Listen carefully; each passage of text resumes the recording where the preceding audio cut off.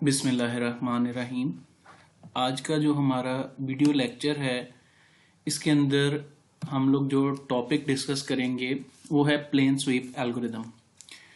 ये हमारे course design and analysis of algorithm में सबसे पहला एल्गोरिदम है जो हम लोग डिस्कस करेंगे और सबसे बेसिक एल्गोरिदम है। प्लेन स्वीप एल्गोरिदम वहाँ पर इस्तेमाल किया जाता है जहाँ पर हम लोग किसी ग्राफ के अंदर मैक्सिमल पॉइंट्स जो हैं वो फाइंड आउट करना चाहते हैं। तो प्लेन स्वीप एल्गोरिदम की जो बेसिक डेफिनेशन है सबसे पहले वो देख लेते हैं। Plane sweep algorithm, when the sweep line reaches the rightmost point of the P, we will have the complete set of maximal points. This approach of solving the geometric problems is called the plane sweep.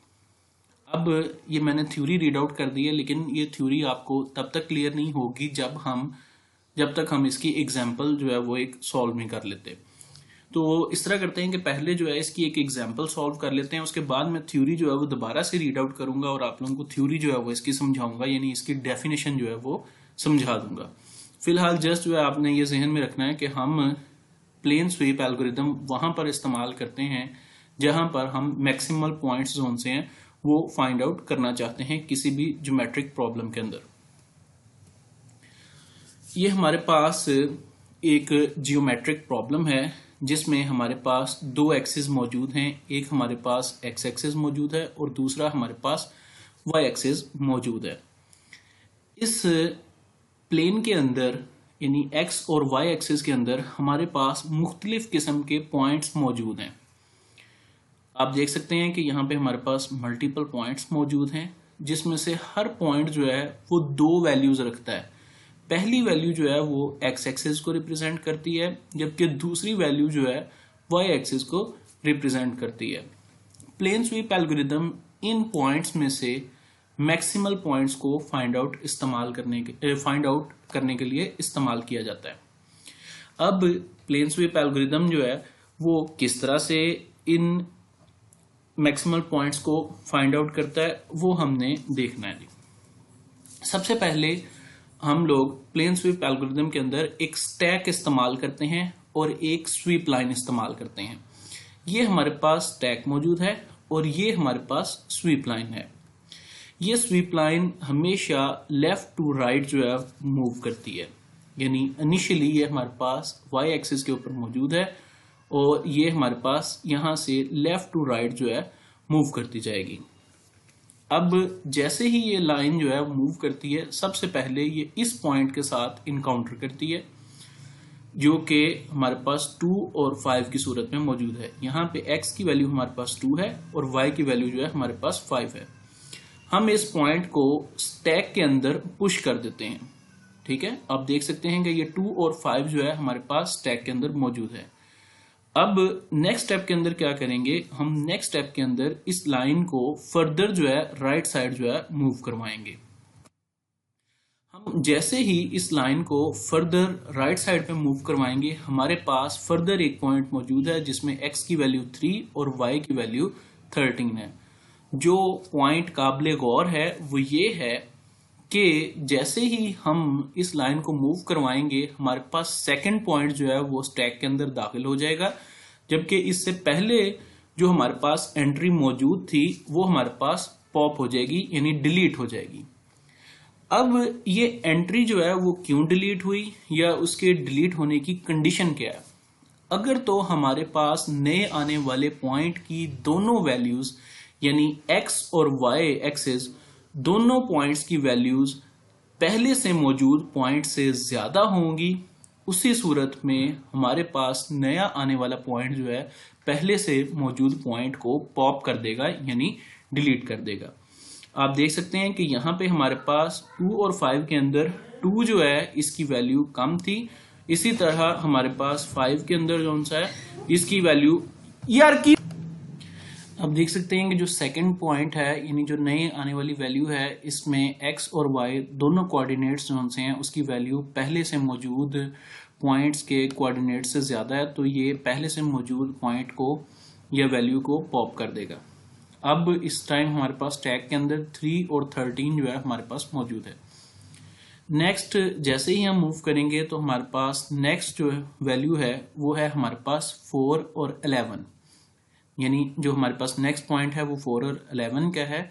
लेकिन आप देख सकते हैं कि यहाँ पर नए आने वाले पॉइंट ने जो पहले से मौजूद वैल्यू थी या वैल्यूज थी उन्हें रिमूव नहीं किया स्टैक में से। उसकी रीजन ये है कि यहाँ पे एक्स कोऑर्डिनेट की वैल्यू तो ज्यादा है पहले से मौजूद एक्स कोऑर्डिनेट से, लेकिन वाई कोऑर्डिनेट की वैल्यू जो है वो कम है, जिसकी वजह से ये उसे पॉप नहीं करेगा। उसके बाद हम लाइन को फर्दर आगे मूव करेंगे तो हमारे पास इसके बाद जो फर्दर पॉइंट मौजूद है वो है 7 और 7, सॉरी उससे पहले हमारे पास यहाँ पर मौजूद है 5 और 1। ठीक है, जैसे ही हम लाइन को फर्दर आगे मूव करेंगे तो आप देख सकते हैं कि ये पॉइंट जो है ये भी स्टैक का हिस्सा बन जाएगा और ये भी पहले से मौजूद पॉइंट्स को रिमूव नहीं करेगा, क्योंकि यहाँ पर एक्स कोऑर्डिनेट की वैल्यू तो ज्यादा है लेकिन वाई कोऑर्डिनेट की वैल्यू ज्यादा नहीं है पहले से मौजूद पॉइंट से। हम फर्दर इस लाइन को मूव करेंगे। जब हम इस लाइन को फर्दर मूव करेंगे तो यहाँ पर हमारे पास जो पॉइंट स्टैक का हिस्सा बनेगा वो ये हमारे पास 7 और 7 वाला है। अब ये 7 और 7 वाला पॉइंट क्या करेगा कि जैसे ही ये स्टैक के अंदर आएगा ये पहले से मौजूद इस पॉइंट को रिमूव कर देगा 5 और 1 वाले पॉइंट को, जिसके बाद हमारे पास यहाँ पर स्टैक के अंदर मौजूद होगा 7 और 7, 4 और 11, 3 और 13। 7 और 7 के बाद हमारे पास 9 और 10 वाला पॉइंट जो है वो स्टैक का हिस्सा बनेगा।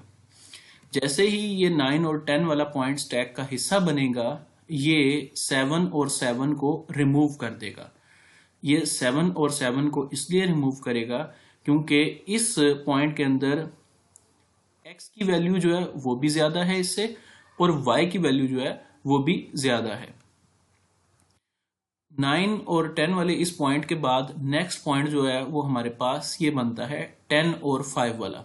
ये 10 और 5 वाला पॉइंट जो है स्टैक का हिस्सा बनेगा, लेकिन ये पहले से मौजूद पॉइंट 9 और 10 वाले को रिमूव नहीं करेगा। ये रिमूव इसलिए नहीं करेगा क्योंकि यहाँ पर x कोऑर्डिनेट की वैल्यू ज्यादा है लेकिन y कोऑर्डिनेट जो है उसकी वैल्यू हमारे पास ज्यादा नहीं है। 10 और 5 के बाद हमारे पास नेक्स्ट पॉइंट जो है ये 12 और 12 वाला बनता है। जैसे ही हम इसे स्टैक का हिस्सा बनाएंगे ये पहले से मौजूद 3 एंट्रीज को रिमूव करेगा। ये पहले से मौजूद 3 एंट्रीज को किस तरह से रिमूव करेगा आप देख सकते हैं कि जैसे ही हम 12 और 12 वाले पॉइंट को यहाँ पर प्लेस करेंगे फौरी तौर पे ये 10 और 5 वाला रिमूव हो जाएगा, क्योंकि यहाँ पे x की वैल्यू भी ज्यादा होगी और y की वैल्यू भी। उसके फौरन बाद ये 9 और 10 वाला भी रिमूव हो जाएगा क्योंकि यहाँ पर ऊपर x कोऑर्डिनेट की वैल्यू 12 होगी और y कोऑर्डिनेट की वैल्यू जो है वो भी 12 होगी। तो ये दोनों वैल्यूज क्योंकि मैक्सिमम होगी नीचे वाले से ज्यादा होंगी, इसी सूरत में ये नीचे वाला 9 और 10 जो है ये भी रिमूव हो जाएगा। फिर आ जाते हैं कि ये 12 और 12 जो है ये 4 और 11 के ऊपर मौजूद है। जैसे ही ये 4 और 11 के ऊपर आएगा ये इसे भी स्टैक में से रिमूव कर देगा। सिर्फ हमारे पास 3 और 13 जो है वो बच जाएगा। 3 और 13 हमारे पास इसलिए बच जाएगा, उसकी रीजन ये है कि यहाँ पर x कोऑर्डिनेट की वैल्यू ज्यादा है लेकिन y कोऑर्डिनेट की वैल्यू जो है कम है। उसके बाद नेक्स्ट हमारे पास 12 और 12 के बाद 13 और 3 जोन सा है ये इस स्टैक का हिस्सा बनेगा। 13 और 3 जो है वो 12 और 12 को रिमूव नहीं कर सकेगा क्योंकि x कोऑर्डिनेट की वैल्यू ज्यादा है लेकिन y कोऑर्डिनेट की वैल्यू जो है ज्यादा नहीं है।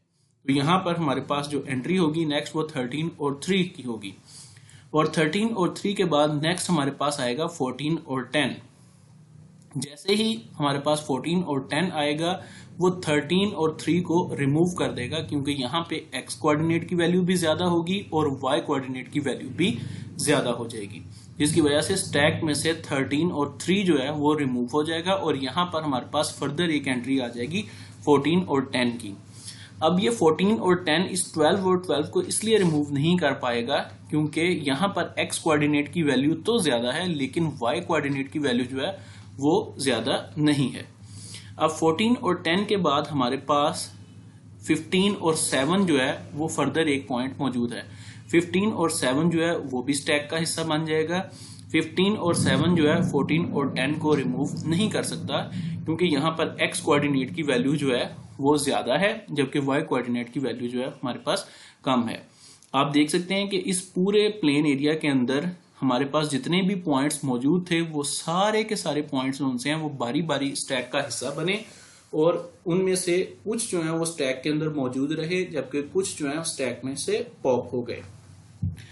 तो ये प्रोसेस जो है, जो प्लेन स्वीप एल्गोरिथम कहलाता है, इसने क्या किया, इसने इस प्लेन के अंदर x और y कोऑर्डिनेट के अंदर इसने जितने भी मैक्सिमम पॉइंट्स थे वो सारे के सारे फाइंड आउट कर लिए।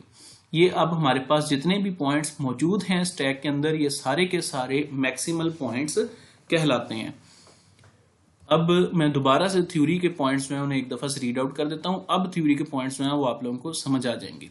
When the sweep line reaches the rightmost point of the P, we will have the complete set of maximal points. इसका मतलब ये है कि जब ये हमारे पास sweep line rightmost point के ऊपर पहुंच जाएगी, यानी कि सारे के सारे जो पॉइंट्स मौजूद हैं उनमें से जो राइट मोस्ट पॉइंट है, ये वाला हमारा राइट मोस्ट पॉइंट है, इस पॉइंट पे पहुंच जाएगी तो स्टैक के अंदर जो एंट्रीज मौजूद होंगी वो मैक्सिमल सेट होगा।